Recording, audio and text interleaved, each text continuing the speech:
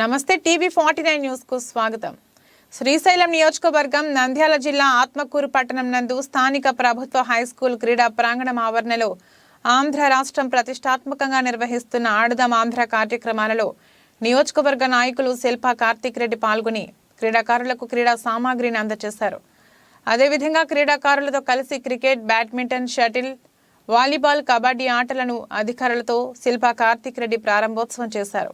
అనంతరం శిల్పా కార్తిక్ రెడ్డి మాట్లాడుతూ 47 రోజుల పాటు కొనసాగుతున్న క్రీడా పండుగను క్రీడాకారులు అందరూ సద్వినియోగం చేసుకోవాలని, క్రీడలతో మానసిక ఒత్తిడిని కూడా జయిస్తారని క్రీడాకారులను ఉద్దేశించి మాట్లాడారు.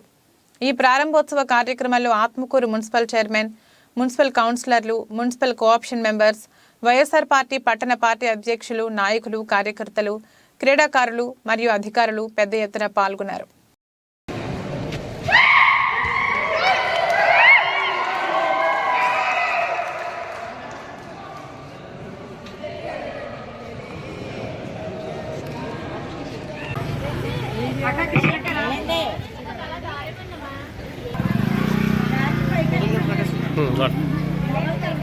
తీసుకోండి తీసుకోండి తీసుకోండి సార్, ఎమ్మెల్యే గారు తీసుకోండి.